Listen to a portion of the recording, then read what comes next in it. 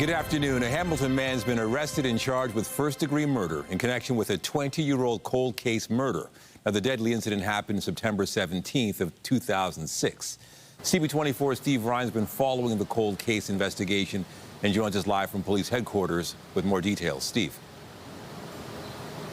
Nathan, some very good police work with the assistance of a genetic genealogist. So as you said, this murder has remained outstanding and unsolved since 2006. Now, often when you have a donor's DNA at a scene, you can compare that to known DNA of known offenders, rather, who are on the DNA data bank, or you can compare that DNA to crime scenes where DNA has been collected to see if, in fact, that person's committed a second offense, or if you can get a name from the data bank itself.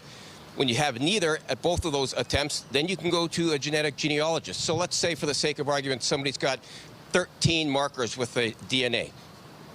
If you go to a genetic genealogist, you might get somebody who's got 3 or 4 of the same markers as your suspect DNA in the homicide. Then you would do very good detective work, and you'd see if there's a connection between any of your long-lost family members to the City of Toronto, somebody who might know who this deceased was. Once you get that name, you would then use a mobile surveillance team. As the officer in charge thanked the mobile surveillance team today, a surveillance team then can surveil your person of interest, perhaps obtain a discarded cast-off DNA sample from that person of interest, then compare that cast-off sample to your homicide scene, and that's how you get your a suspect turning into an accused. Very good work by the Toronto Police cold case and the genetic genealogist. You'll hear from the officer in charge, and then at the other end of this, I'll explain what happens next once you place somebody under arrest on reasonable grounds as a result of the DNA match. Here's more. At this time, we are still trying to determine the events that led to this murder and the relationship between the accused and the victim. We know that the accused has been residing in Hamilton. We also believe more than one person may be involved in this murder. First-degree murder charge was laid because the police alleged that there was an attempted kidnapping or abduction. So if there's a death involved in a kidnapping, that's why first-degree murder is laid. Now that they have this guy in custody, they'll have to get a judicial authorization to get a DNA blood sample from that person. And once you get that sample with the authorization of the court, compare that to your crime scene, and now you've confirmed your suspicions, and you've got the person who you believe was responsible for this homicide that happened some 20 years ago. I'll send it back to you. All right. Thank you, Steve. Police have released a video of a pair of suspects wanted in connection with a deadly shooting in Niagara Falls earlier this month.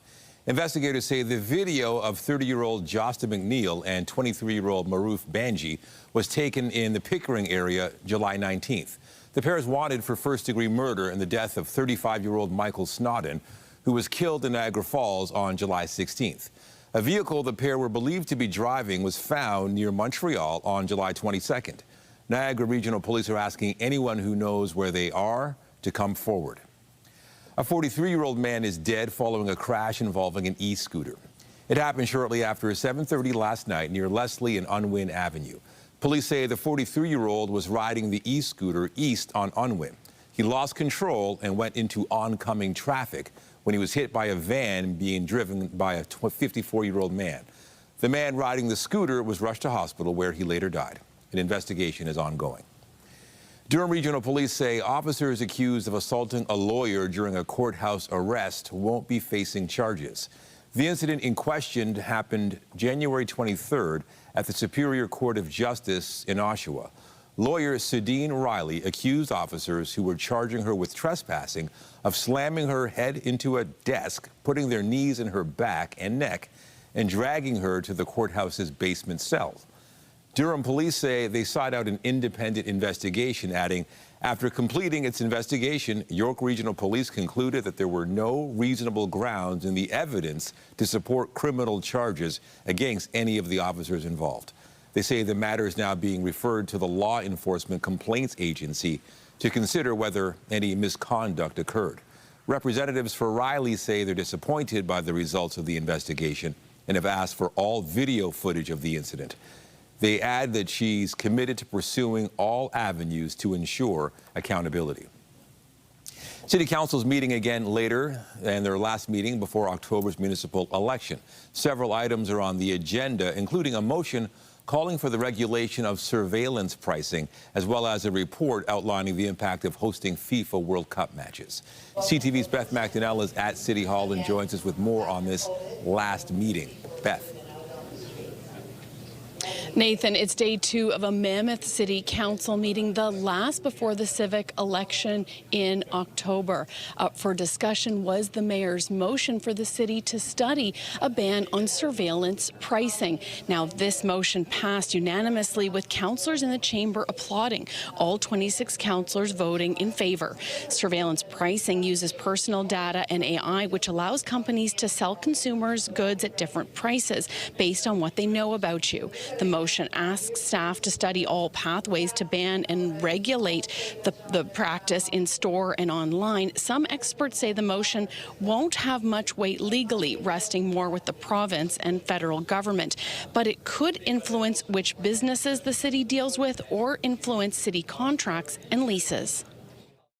Although we might lack the actual legislative power to implement some of what's in this motion, I think it sends the right signal and the right message to corporate Canada that people are concerned. People are really struggling with affording the basics of life. This is a serious matter. This is why we need to have some checks and balances.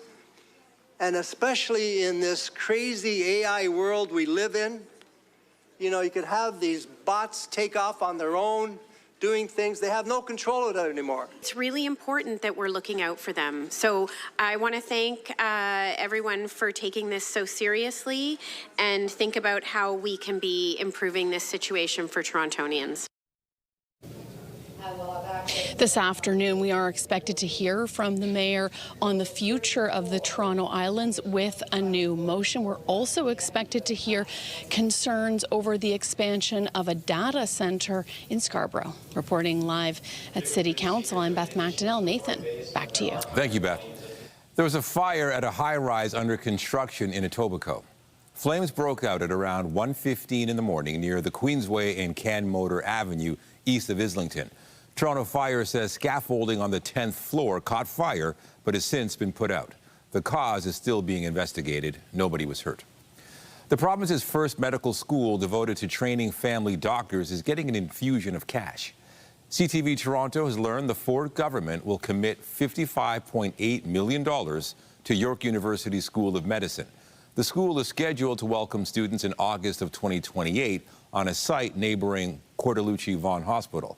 In December, the Ontario Medical Association estimated 2.5 million Ontarians are without access to primary care, with the number expected to grow as doctors retire or consider leaving the field. The funding aims to help the school pay for its accreditation, curriculum development, recruitment, and training, as well as establishing a medical library. It's going to ensure that, you know, the majority of the students that are going through this med school are going to land in family physician positions all across Ontario. Understanding that, you know, if you go to a different medical school, you can choose a specialty and end up in a hospital setting in one of the specialists specifically. But we want to ensure that, you know, we're meeting the need of family physicians. So by exclusively ensuring that this school is focused on family physicians, it's going to make sure that we are producing significant more family physicians moving forward.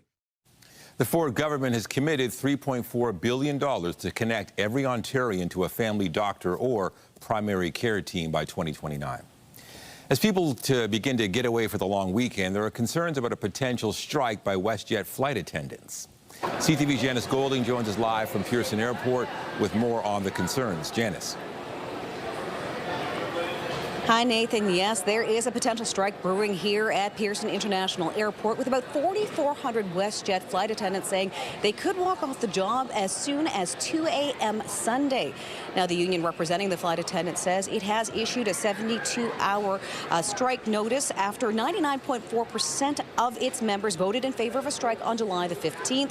WestJet confirms that it responded with a 72-hour lockout notice. Now, QP Local 8125, the union representing the flight attendants, says it's been very clear about what they're fighting for, but says the parties are still too far apart on some key issues. The main stumbling block is over what's called the credit hour system, which the union alleges means some flight attendants are working up to 35 hours for free every month. And they're now asking to be paid for their entire duty period from check-in to when they clock out, and not just for flight time plus a partial ground duty payment. This is the same issue that was behind a 3-day strike involving about 10,000 Air Canada flight attendants last year, which impacted flights for about 500,000 passengers. Here's reaction to the possible labor stoppage at Terminal 3 today. We're going to Vancouver for my brother's wedding. If it happens, yeah, it affects our work schedule. Our kids are with their grandparents, so everything would kind of get pushed back. It'd be pretty inconvenient. I think it causes some anxiety for us. Our kids are at home, like my husband said, so just, fingers crossed that everything goes smooth. Well, I'm starting to get worried about it. If they do, then I don't know if I'm going to be back in time for work on Tuesday. They'll be looking at canceling flights that are particularly long-haul flights where airplanes will be flying, Saturday night or through Sunday morning. Those airplanes will probably not fly. They want to keep those airplanes as close to the maintenance space or parking facilities so that when the strike does happen, the airplanes are in position and they can be secured, and crews are at their home base and will have to fly them back home. Now, WestJet says it doesn't anticipate any immediate impact to air travel. However, that may change the sooner or closer they get to the deadline. In the meantime, it is offering passengers the ability to change or cancel flights if they have flights booked between August 30th, or rather July 30th and August the 4th. Reporting live, Janice Golding. Now back to Nathan. Thank you, Janice. It's a scam that uses social media to find new victims. An unsatisfied WestJet passenger lost thousands after posting a negative review online. Here's Pat Foran with the story. I was not happy. I was really upset. Tracy Healy of Toronto was visiting British Columbia in March and had a great trip. But when she was to fly home in April, she missed her first flight. She did make it to Vancouver Airport for her connecting flight, but was not allowed to board. So I'm sitting at the airport and I'm panicking because I need to get back home to Toronto and I have work the next day. Healy decided to vent her frustration by contacting WestJet through social media. I log on to Facebook and then I found the WestJet customer service Facebook group. She says almost immediately she got messages from people claiming to be WestJet employees who wanted to help. We want to make this right for you. We're going to give you a refund and we're going to pay for your flight home. Healy says she was asked for her credit card and banking information so they could give her a $3,000 refund. But instead, the money was taken out of her account. I got scammed $3,000 from somebody claiming to be a WestJet customer service rep in Kenya. When CTV News reached out to WestJet, a spokesperson said, WestJet will never request payment or sensitive personal information through unofficial channels such as unsolicited WhatsApp messages, calls, or non-verified social media accounts. Criminals will monitor the comment section of so many recognizable brands. Cybersecurity experts say you should avoid posting comments online and not interact with companies through social media platforms. Only deal with them through regular channels. Reach out to us through our published phone number and we will help you.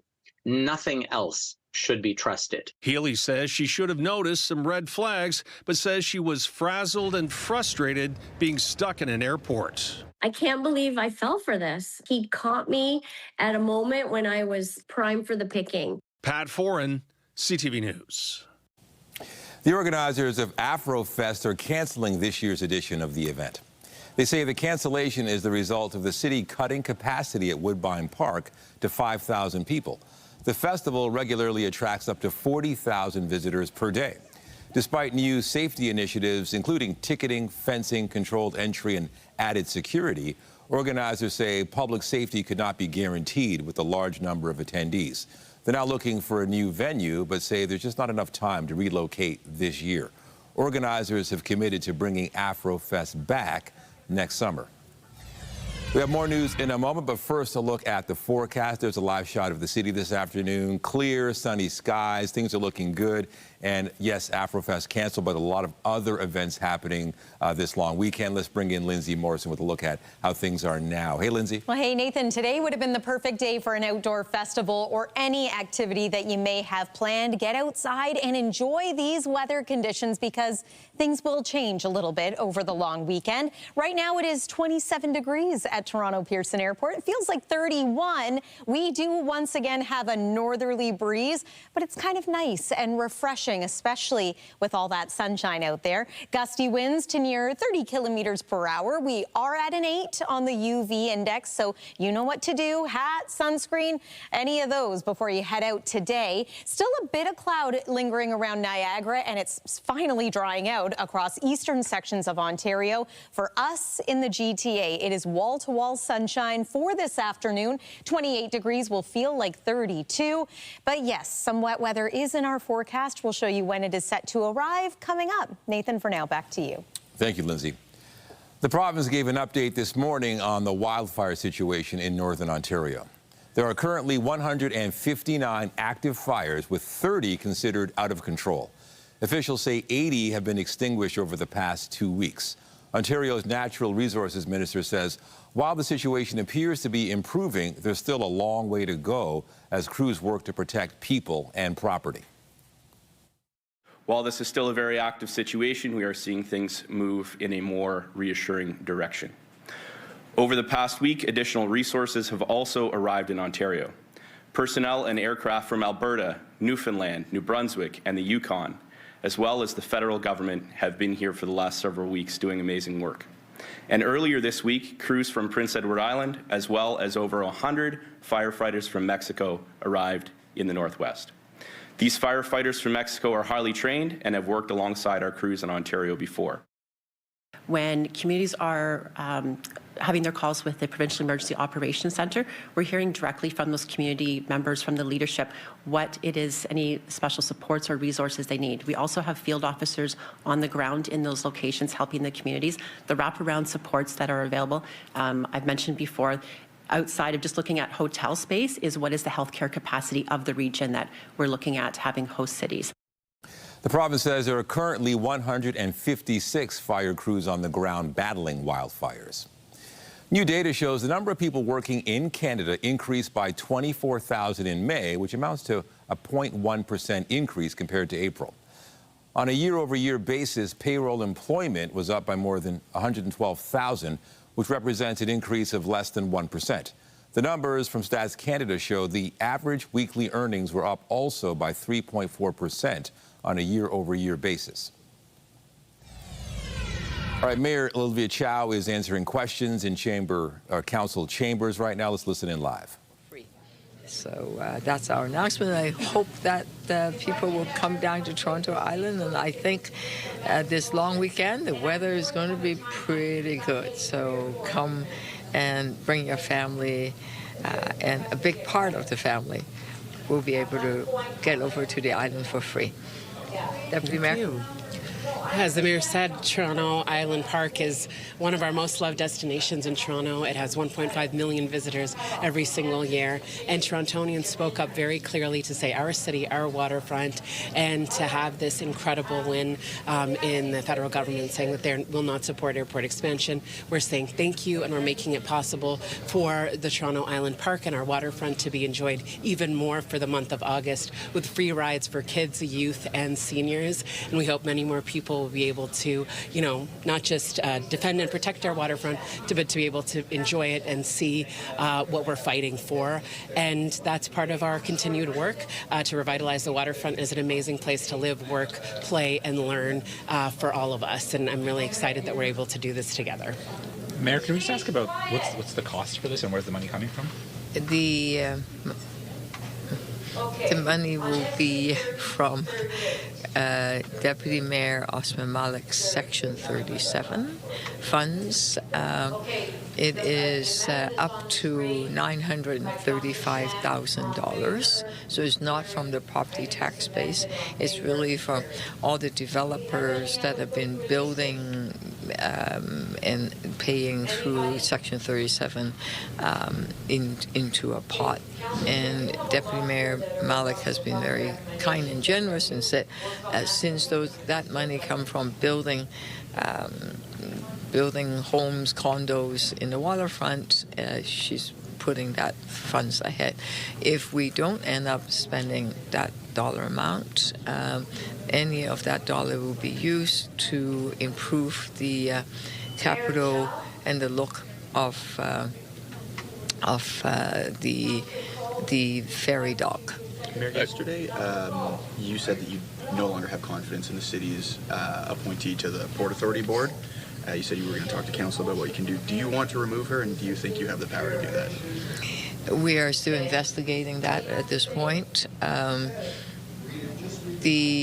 Once you've been appointed on the Port Authority, they are a member of the Toronto Port Authority. So we are checking legally whether we have the power to do so. Her term is up in April 2027. Yeah. If you win, you would get a chance to appoint someone else.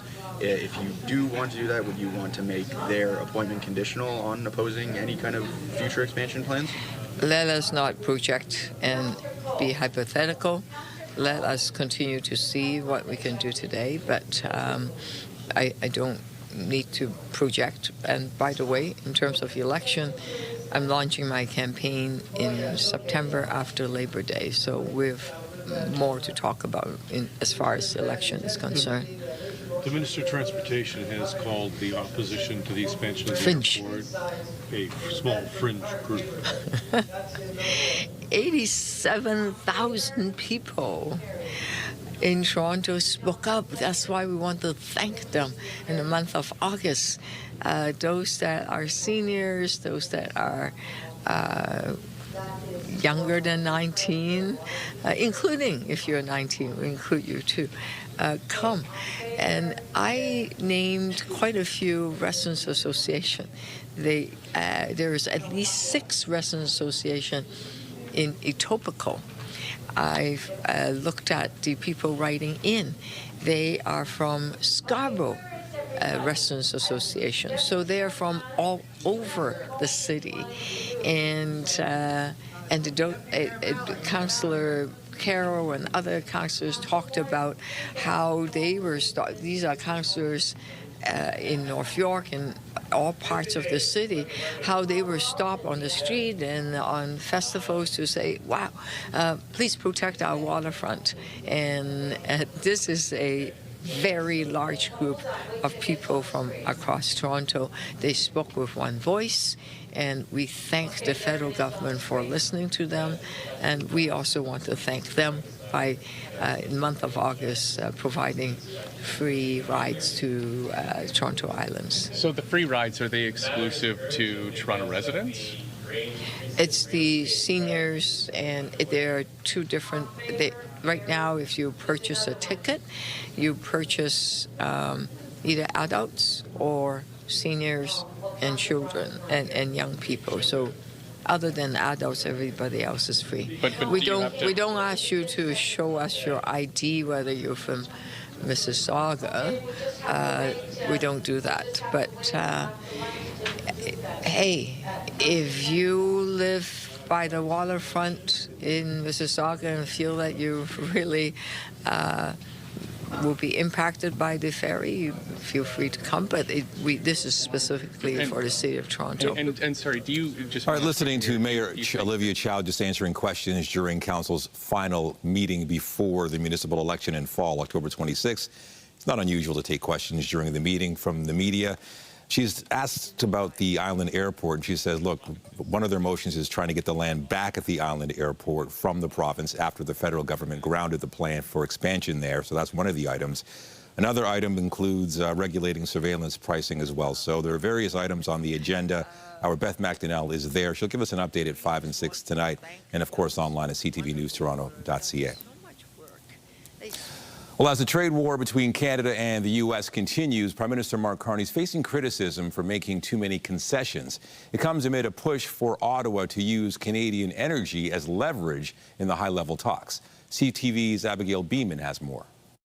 Canada's U.S. trade minister sat down with his American counterpart in D.C., releasing this smiling photo but no specifics. In the shadow of looming 50% Trump tariffs, New Brunswick's premier said her province's energy could be considered as a bargaining chip. Have to be very strategic about how we use the leverage that we have. But I think one of my colleagues around the table used the quote, you need to walk softly and carry a big stick. So when you're supplier of a key commodity, key service, you got to think really hard about not supplying. In Alberta, the Prime Minister didn't seem keen to go there. I don't see the value of doing, I mean, I can understand conceptually, but I don't see the value of it. But a federal Conservative raised the option too. Canada has leverage. We have energy. We have critical minerals. We have steel, aluminum, autos, manufacturing. American factories depend on Canadian supply chains. American workers depend on this relationship too. So let's use it. MPs were at a rare summer meeting with Conservatives pushing for details about the Gordie Howe Bridge deal. It's in Harb Gill's riding. The Americans apply pressure, we make concessions. What did they give us? The Prime Minister was asked that question directly. On the list of concessions, this court filing shows the government plans to drop the requirement for American streaming services to pay for Canadian content. The government will foot the bill instead. Carney framed it as an affordability move. Most Canadians have one or two or so of these streamers, and it's real money. This stuff adds up. Ottawa has been in full retreat on pushing American technology companies on regulatory alignment. This is nothing short of changing political direction based on the broader context of the trade war. Pushed by reporters on what Canada is getting in return from the United States, Carney said the best trade deal in the world right now. Abigail Beeman, CTV News, Ottawa. And CTV's Rachel Aiello joins us live from Ottawa with the latest on the Canada-U.S. trade talks. We know how important this is. Rachel, beyond the picture posted by Dominic LeBlanc, do we have any idea how this meeting with Jamieson Greer went? Yeah, good afternoon, Nathan. Unfortunately, we don't have a lot more clarity because really the federal minister's office has chosen to be very tight-lipped in the communication around this trip to D.C. So beyond what was indicated in that post that they had a comprehensive meeting and the two countries, they agreed to continue working together, continue to keep the lines of conversation open. We don't have much more in terms of what was on the table. Was there any takeaway coming out of that conversation? We know that happened yesterday morning. We also know that Janice Charette, who is seen next to the minister in that photo, our chief negotiator, separately on Tuesday met with her counterpart, the deputy USTR, United States Trade Representative. But we have reached out to the minister's office this morning to try to get more details on how much longer they plan to be in Washington, who else they may be meeting with. And in absence of any answer, I've been refreshing their social media channels and nothing new to report, unfortunately, yet. The Prime Minister was also grilled on his government's tactics in the trade war. Are we expecting him to maybe change things up at all? Yeah, so based on the answers he gave in Alberta yesterday, indicating that he views Canada as a trusted supplier of energy, and so he'd have to think really hard about wanting to pull that supply because in his estimation, the trust in Canada as that supplier is likely just as valuable as the commodity itself. So it does sound like the Prime Minister is positioning this country to leave that option on the table. He didn't entirely rule it out, but made it clear that that's not a step he's willing to take right yet, which of course opens up the question of what more does he know about the state of conversations with the Americans as we get closer, about 3 weeks away now from those new 50% tariffs coming into effect. Is there any chance of a deal on those in the short term? Are we any closer to a broader, more comprehensive deal that could see that and other trade irritants resolved without having to use the big stick, so to speak? That is a live question right now. All right, a lot up in the air. CTV's Rachel Aiello live in Ottawa. Thank you. Thanks. To the Middle East now, where the scope of the U.S.-Iran war appears to be widening. Saudi Arabia is now joining strikes against Tehran-backed proxies in Iraq, while U.S. ally Egypt has come under fire for the first time since the conflict erupted. Drone strikes ignited fires on 2 natural gas vessels at an Egyptian port near the Suez Canal, which links the Mediterranean to the Red Sea. Egyptian officials say no one has claimed responsibility, but measures are being taken to protect Egypt's national security. The attack raises the prospect of threats to shipping through the Suez Canal. A strike by Iran or its allies, if confirmed, would mark a significant expansion of the conflict. Also overnight, the U.S. military says it struck down targets in Iran after Tehran fired at American forces in the region. U.S. Central Command says it carried out a 2-hour operation targeting the military command centers of Iran's Revolutionary Guards. Iranian state media reports 3 people were killed in U.S. strikes on Qeshm Island. U.S. President Donald Trump ordered the airstrikes after Iran's surprise attack on an American base in Jordan. Meanwhile, Russia is showing no signs of halting its ongoing invasion of Ukraine. Strikes today left at least 8 people dead and dozens more wounded. Cleanup in this town close to the Polish border is underway, with residents and rescue workers searching for survivors. Cities and towns across a wide area of Ukraine were targeted by missiles and drones. The intense violence follows reports of a shortage of interceptor missiles, which Ukrainian President Volodymyr Zelensky has been highlighting. Russia's defense ministry says its air defense is down more than 250 Ukrainian drones overnight as they targeted depots linked to Russia's largest online retailer. Meanwhile, with those Russian attacks targeting Ukrainian areas so close to the border with NATO territory, Poland scrambled fighter jets earlier today to secure its airspace. Sirens could be heard in the early morning hours in Lublin, southeast of Warsaw. Closer to the border, residents in an eastern town reported a loud explosion and found a crater and debris. Poland's government believes the cause was likely a Russian ballistic missile. NATO Secretary Mark Rutte called the incident yet another reckless act by Russia and a dangerous consequence of its war against Ukraine.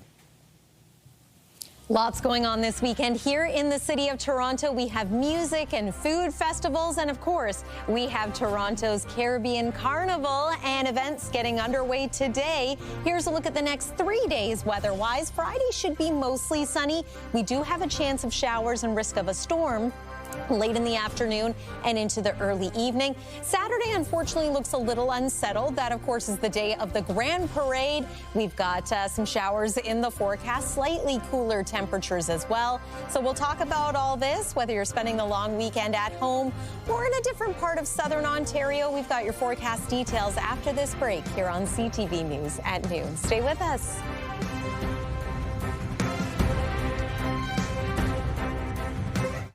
The Princess Margaret Cottage Lottery absolute final deadline is midnight tonight.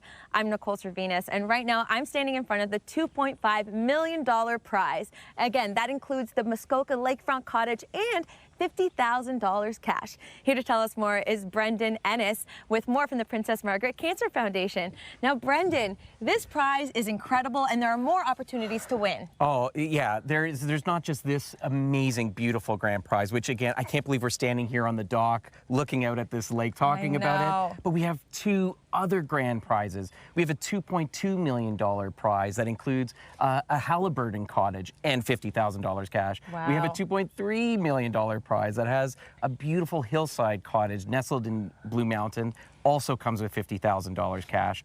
And there's 8,000 other prizes to be won, all combining for $7.6 million in prizing. Wow, so many opportunities to win big, and it really is a win-win because you are supporting cancer research. That's right. Every ticket you purchase doesn't only give you a chance to change your life and your family's life, but the money raised from this program helps fuel cancer research and innovation and breakthroughs at the Princess Margaret Cancer Center. It's one of the world's top cancer research centers, and it's here in our backyard.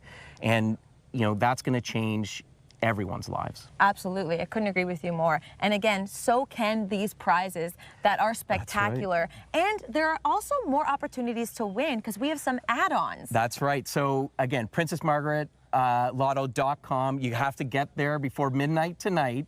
And after you purchase your tickets, you get the chance to add on some amazing prizes, including the Princess Margaret 50/50, wow, which right now is $3.77 million, which means the winner gets to take home over $1.88 million. And that's just going to keep climbing. So before you know, you have to get your tickets. Don't wait till midnight. We might sell out. That jackpot has a chance to be reaching over $2 million today. Wow, and it could be yours. So again, don't wait to the last minute. You want to get your tickets. Again, it's going to life-saving research. So get them at princessmargaretlotto.com.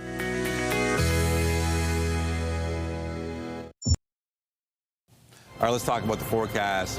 Many people may be lucky enough to have even the Friday off, to have an extended long weekend, wondering what the future looks in terms of weather. I'm sure many going to the Cottage or maybe staying in town, and so far so good. I think this is a pretty popular time of year for people to extend their long weekend or maybe take an entire week off. And that actually makes me quite happy because the long weekend itself, weather-wise, maybe not the best, but the days surrounding it look pretty good. So if you maybe can extend your vacation a little ahead or after the long weekend, that might serve you pretty well. Weather is brought to you by the Presler Law Firm. Injury lawyers, you don't pay unless they win. And a live look outside right now shows, again, just how gorgeous it is right now.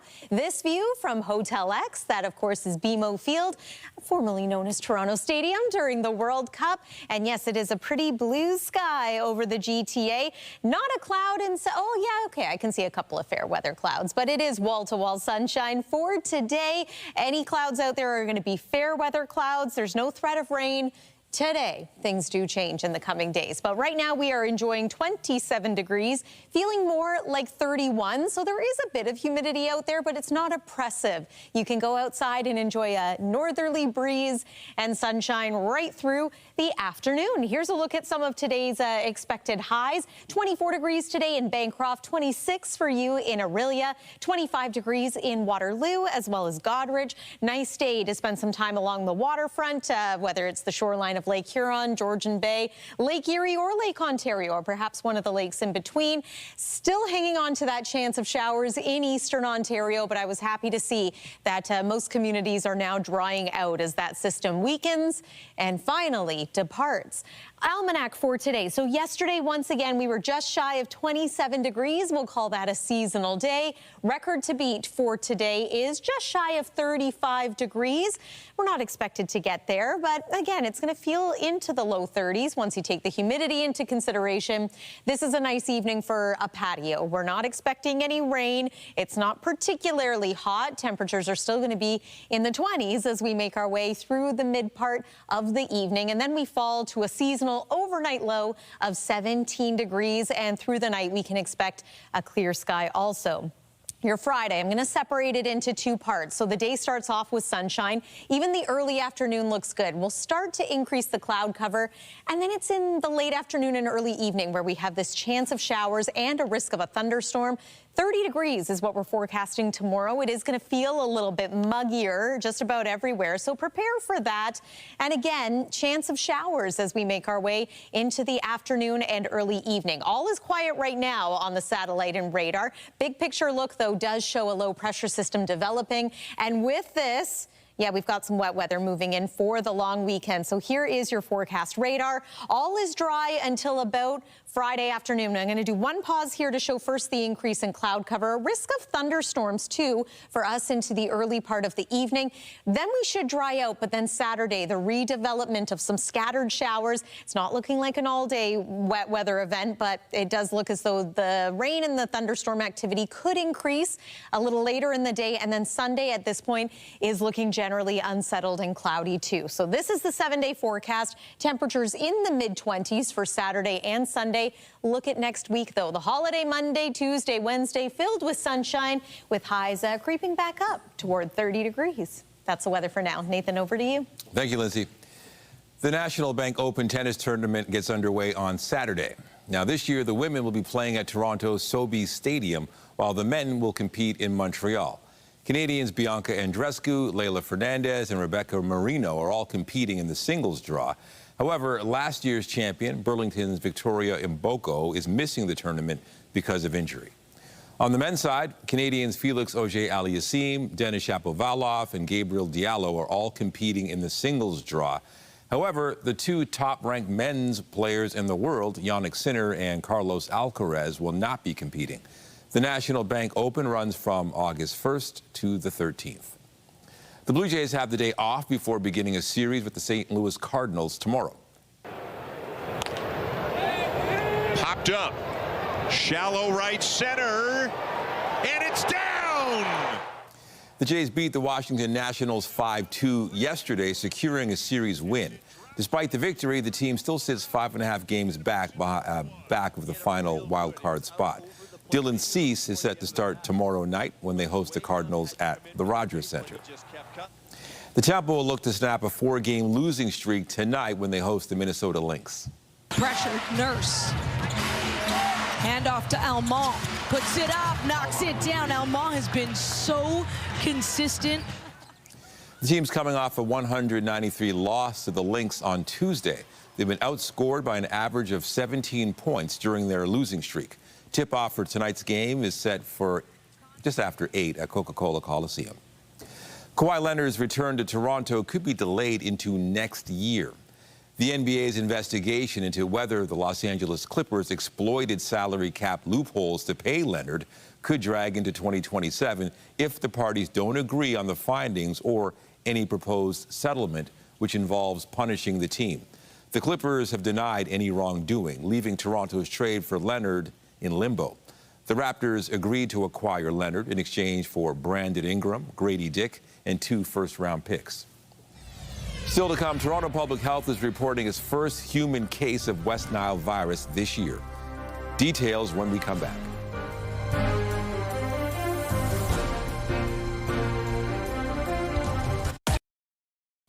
Toronto Public Health is reporting its first human case of West Nile this year.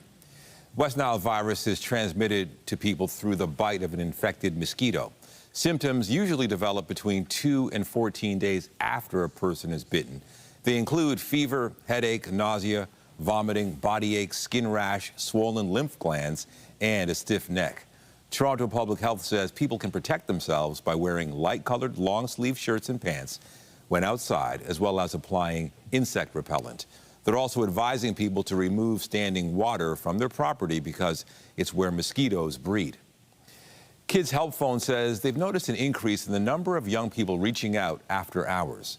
The number of teens and youth texting for help overnight has increased by 24% compared to the same time last year. These are the things that kids are facing. So it's about anxiety. It's about stress in relationships. It's about depression and hopelessness that's happening in the world today. All of these things. And our fourth top related issue is suicidal ideation and thoughts of suicide. So these are complex situations where young people are reaching out and needing support right in that middle of the night. The service is available to those needing help 24 hours a day, 7 days a week. Still to come, a new hiring survey shows more Canadian companies are looking to expand their workforces in the second half of 2026. We'll have the details when we come back. Loblaw Companies Limited says second quarter profits and revenue were up compared to a year ago. The company behind Loblaws and Shoppers Drug Mart says it earned $751 million in the 12-week period ending June 12th. We'll make that June 20th. And that's up $714 million in the same period in 2025. Looking specifically at food retail, sales were up 3.3%, with increases seen in customer traffic, basket size, and e-commerce business. Drugstores saw sales increase more than 6%, driven by specialty and chronic prescriptions, beauty, and over-the-counter items. Also today, Bombardier reported second quarter profits of $2.15 billion U.S. That was a stronger result than analysts had expected. Business jet makers are benefiting from sky-high demand. Aviation attorneys have pointed to an increased interest in private aviation linked to a surge in wealth held by tech investors. Bombardier said it also saw a record revenue from its aftermarket aircraft maintenance and repair service. A survey of Canadian companies suggests the demand for new skilled workers is on the rise. Talent solutions and business consulting firm Robert Half spoke with more than 1,300 Canadian hiring managers. 58% said they plan to increase permanent hiring during the second half of the year. And that's up from 55% from the start of 2026. More than half said they face ongoing challenges finding qualified talent. The specializations with the strongest hiring demand included legal, marketing, and creative and HR, followed by finance and accounting, tech, and administrative and customer support. You're watching CTV News at noon. More news after the break. Stay with us. All right, maybe a couple of clouds in the sky, but that's about it. That's about it. Yeah. Enjoy today and tonight. Maybe you're heading out for some evening plans tonight. We're no weather concerns to be aware of. And then overnight tonight, we are going to be seasonal with a clear sky and very light winds. Lovely. Then tomorrow, the first half of the day is filled with sun.